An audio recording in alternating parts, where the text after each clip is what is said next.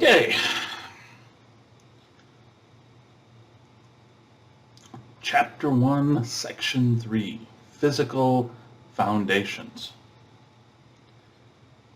Now we got to keep in mind that all living things on this planet are in a state of flux when it comes, metabolically speaking.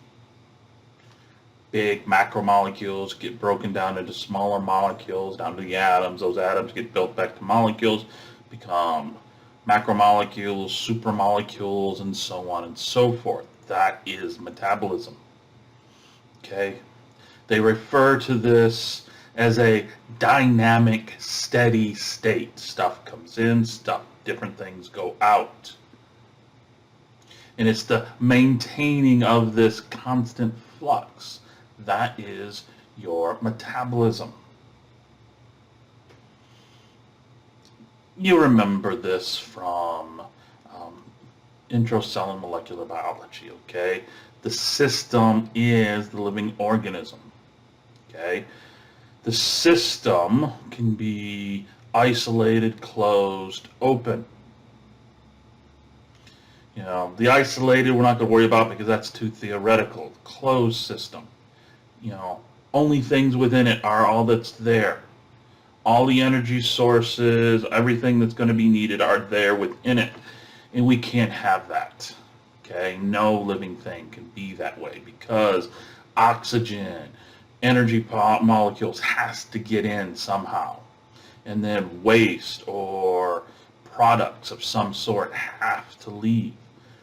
So we find that all living organisms are open systems. Oxygen or some form of a final electron acceptor, whether it's sulfur or nitrogen-containing compound, has to get in. Water has to get in. Waste, other products of some sort have to get out. You remember our laws of thermodynamics, okay? First law of thermodynamics. For all intents and purposes, first law of thermodynamics says energy cannot be created or destroyed. It can only be changed in what form it is found in. Okay? You go through and try to destroy energy, destroy matter at the atomic level. Boom. Mushroom cloud. Okay? And as the joke goes, I've only read about it one time where matter or energy was created, and that's generally started with, in the beginning was the Word, or whatever creation story you've read and you believe in. Other than that, the rest of us mere mortals have to suffer under the first law. We can change the shape. We can change what format the energy is found in. Chemical bond. Change from one chemical carbon-carbon bond to another form of chemical bond. We can, we living things, plants, can take, solar energy, convert that to chemical energy. Some herbivore comes along and eats that plant, takes that chemical energy in one form, breaks it down, and transfers it to another form. We eat that herbivore. Steak. So we're doing the same thing. So, as I said, those photoautotrophs are going to take that photonic energy from the sun, and even the sun's not free energy, okay? It is consuming itself. It's just consuming itself at a pace that's going to be around for a few billion years more. Light is going to drive the reactions, give the energy that's going to be captured by chlorophyll. That energy from that photon captured by a pigment molecule, which is going to transfer that photonic energy capture it in the Pigment molecule, transfer it to an electron, an excited electron. That excited electron is then going to be used to drive chemiosmosis, which is then going to change that energy as it flows. Those hydrogens flow across the membrane, change it to mechanical energy as it causes ATP synthase to spin. ATP synthase is then going to take a diphosphate and an inorganic phosphate and force that bond together. We now have chemical energy.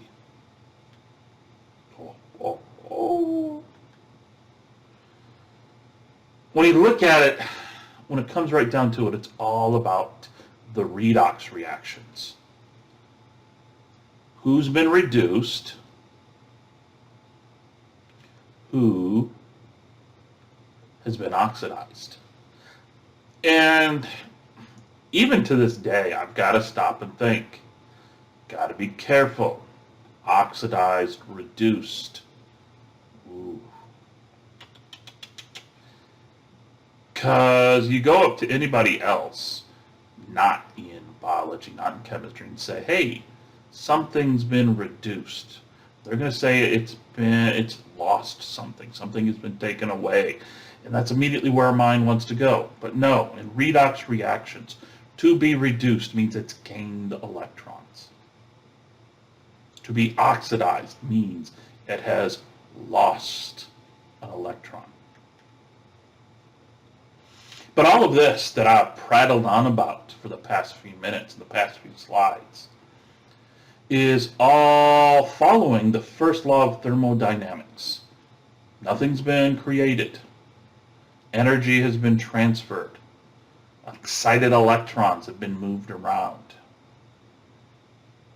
But every time one of those changes occurs, a little bit of that energy has been lost. Second law, thermodynamics. Got to give some up. There is always going to be tax that needs to be paid. Randomness in the universe is constantly increasing. That randomness is what we refer to as entropy. Okay?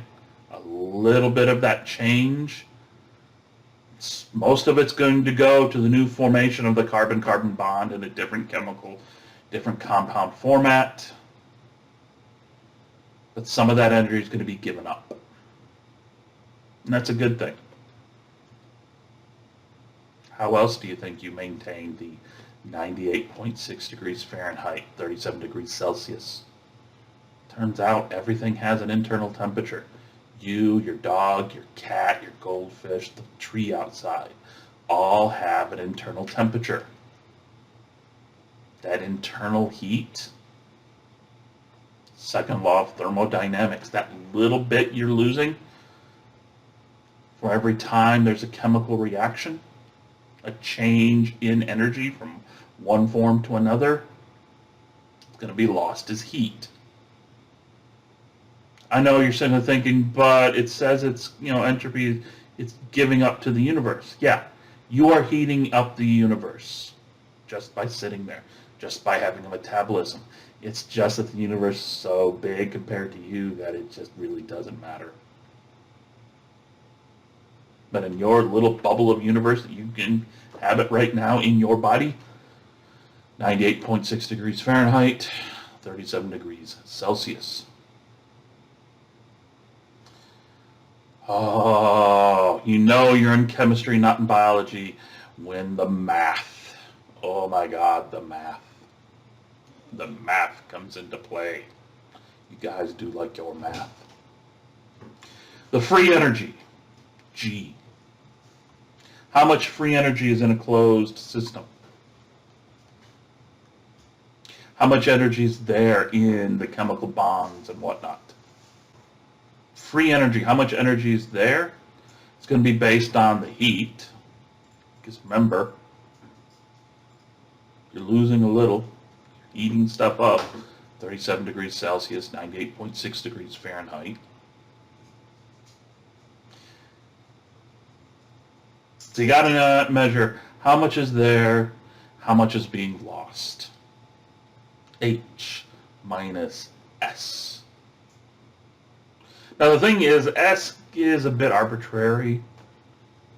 So you have to have something that can, the measure of S is, So that's why you see the T there, temperature. What's the temperature?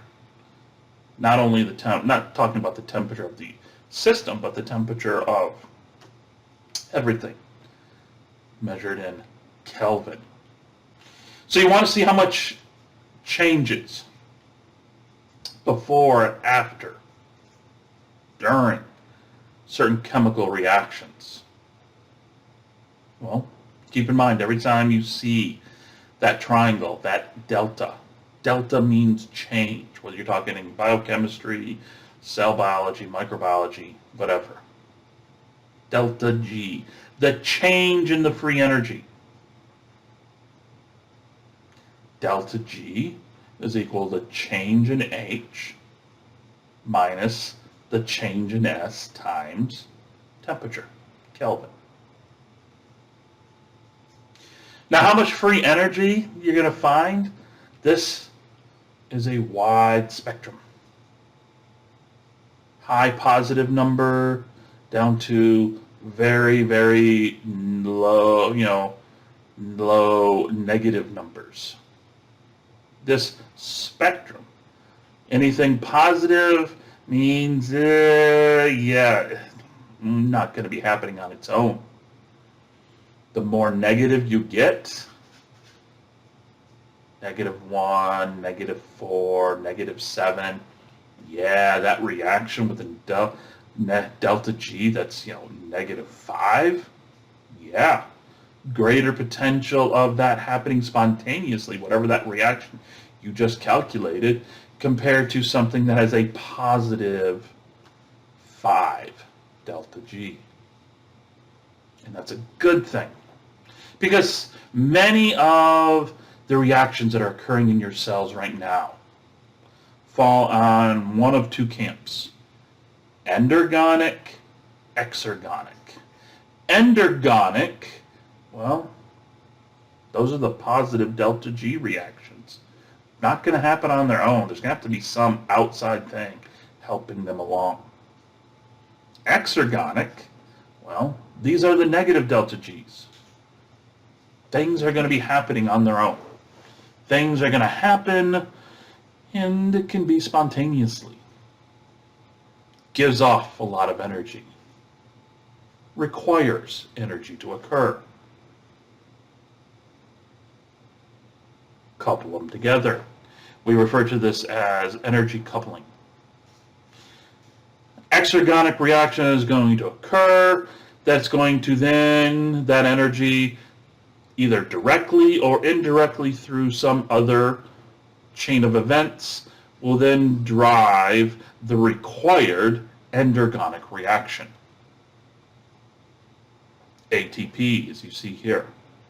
The ATP you see here is a great way of taking energy from an exergonic reaction, putting it into a chemical bond that can then be broken later, still exergonically, because it's a very negative delta G reaction, that will then drive an extremely endergonic reaction, a very high positive delta G. So when you look at what's going on here, you will see that it's almost a teeter-totter thing. This goes up, this goes down, back and forth. They have to be in some sort of balance. Delta G, high delta G, has to be coupled with something that's an extremely low negative delta G. So that way they can, one powers the other. Can't have too many endergonic and not enough exergonic, because you'll use them up. Can't have too many exergonic, because that's just a waste if you don't have a lot of endergonic reactions that need to be driven. If you want to know what's going on with a reaction, we want to understand, you know, how a reaction occurs. Well, we list out the reaction. You see here in this equation, little a, capital A, plus little b, big B, as our substrates. Cut, paste, twist, tweak, whatever, you end up with little c, big C, plus little d, big D as our products. To get an equilibrium between, I mean, yes, you can balance the equation, but to get where this is going, to get a balance between the substrates and the product, you know, you get K. K is the concentration of C times the concentration of D divided by the concentration of A times the concentration of B. Remember, the brackets around C means concentration. The superscript C means how, you know, that's, you know, little c. Big brackets is concentration of whatever C is. So you go through and you can find where all of this needs to be so that you end up with an equilibrium. You can take this idea of K, the equilibrium, where things are going to be, and you can start using this as a means to discuss reactions. The delta G, the free energy change. How much free energy is there? Where's it going? How is it changing? Delta G equals delta G0 plus RT, the natural log of, oh, that's K.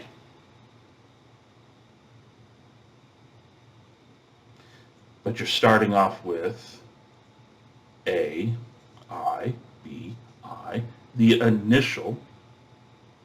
RT is the gas constant, because, okay, we're dealing with gases here, and absolute temperature, Kelvin. What's the Kelvin of that system? At equilibrium, where delta G is 0, okay, you're neither endergonic, you're neither exergonic, everything is flat. There is no changes going on. What's interesting is when we go and we look at a reaction and we graph it, if we see that the amount of energy needed by a reaction and the resulting products, the energy within the products, we see this relationship. Reaction 1, glucose plus inorganic phosphate, glucose 6-phosphate. The substrates, the products have a higher energy state than the initial substrate.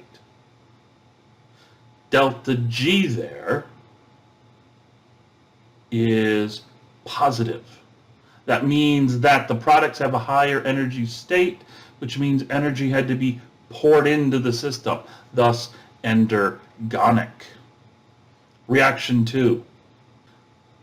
The substrates for this reaction, ATP broken down to a diphosphate and inorganic phosphate, ATP being high energy, the ADP, diphosphate, and the inorganic phosphate, the subproducts, are at a much lower energy state, which means that, boom, energy was given off. Energy was transferred somewhere else. Exergonic. So if we take reaction 1 and reaction 2 and combine them, which we see with reaction 3, glucose plus ATP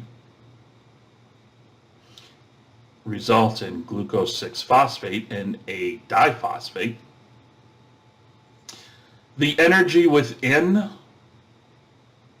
the substrates, the glucose and the ATP.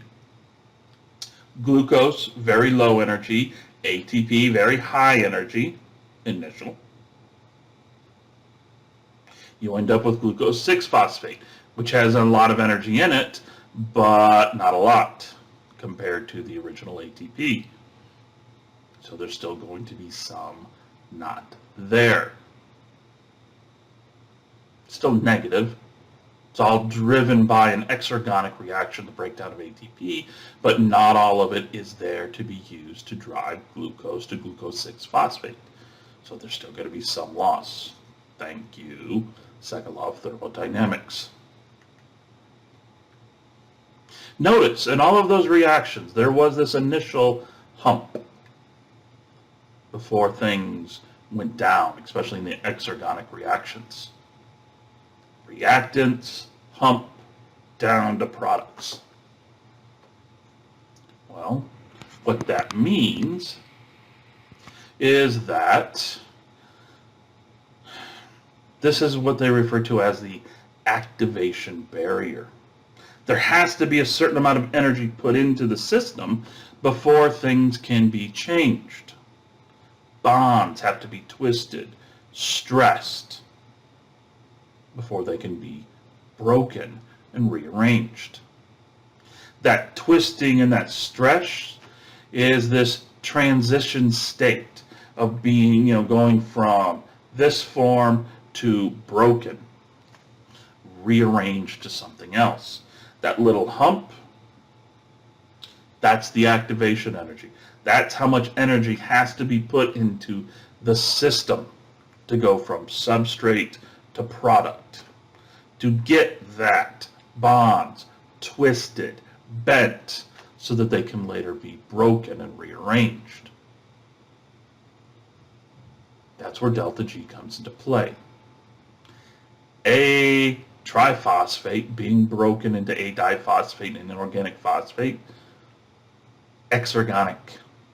That energy, where did it go? Well, it's right there in that hump, that activation energy. That's what ATP brings to the party.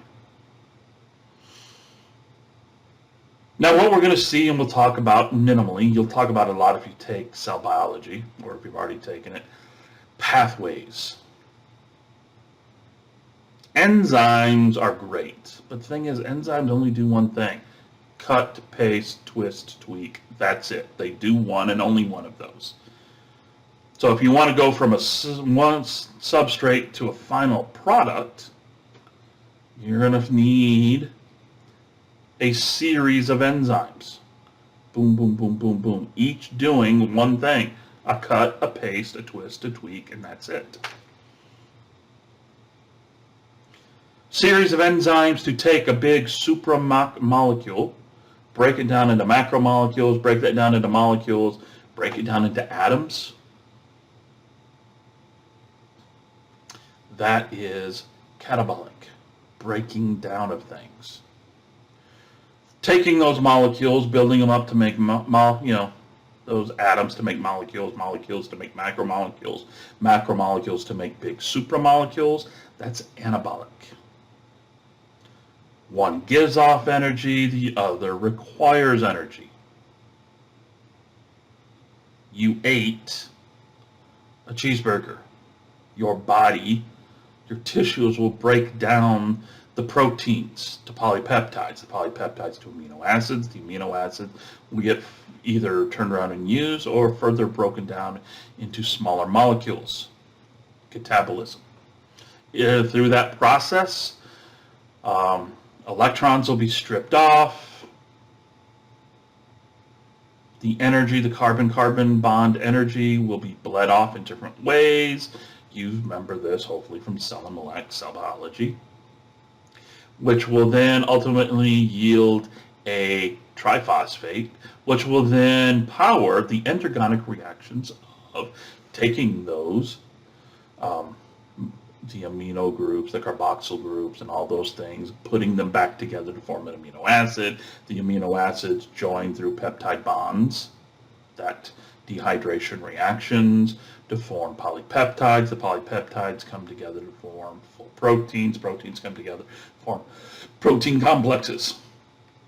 All of that takes energy. That's your metabolism. The sum total of all of that. Things go in, things get rearranged, things get changed. Catabolic, anabolic. That is metabolism. And that's one of the unifying things of life here on this planet. I don't care if you're talking single cell bacteria in your gut or you, the tree outside, your dog at home, whatever. We have metabolic reactions, metabolic, catabolic, anabolic processes that are unifying across everything. You know, all of eukaryotes have, you know, the glycolysis. They have some form of oxidative phosphorylation going on in a mitochondria or a mitochondrial-like, you know, internal membrane-bound organelle.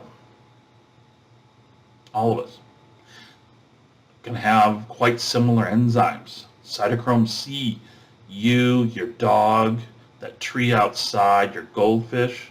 Now, granted, the amino acid, the primary sequence of that protein may be different. That enzyme may be different, which means different secondary, tertiary, quaternary structures, so it's going to be slightly different. I can't take cytochrome C from a goldfish and put it in you and have it work, or vice versa. But there's an enzyme that's cytochrome C in that goldfish that is quite similar to yours as you're sitting there listening to me. It's a unifying theme of life here. So when you look at everything going on, there has to be control. Okay?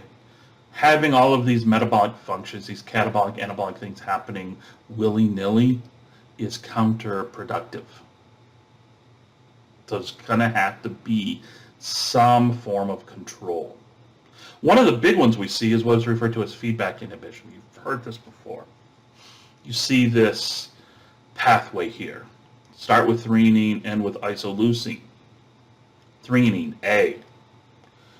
Each of those arrows is the different enzymes. A to B, B to C, C to D, E, D to E, E to F. Each arrow is a different enzyme taking A, turning it into B. Twist, tweak, cut, paste, whatever. B into C, C into D. Each of those enzymes has its own thing. Hey, it's a pathway. Start with threonine as the initial substrate. Isoleucine is the final ultimate product. B, C, D, and E are both product and substrates in and of themselves, but they're intermediate. Well, guess what? You only need so much isoleucine. You don't want to take all the threonine you have in your cells and turning it into isoleucine. So, evolutionarily, we've come with this workaround. High levels of threonine, low levels of isoleucine. This pathway kicks in. Threonine levels go down. Ultimately, isoleucine levels go up until they hit this threshold. Only so much isoleucine. You don't need more isoleucine than threonine. Threonine's used more often in polypeptides and protein manufactured than isoleucine is. Isoleucine gets to a certain threshold. You have enough F that it shuts down enzyme 1. So no more A, threonine being turned into B. Isoleucine stops. Production stops. Threonine production goes back. You get back to your nice high levels of threonine. Isoleucine drops below that threshold.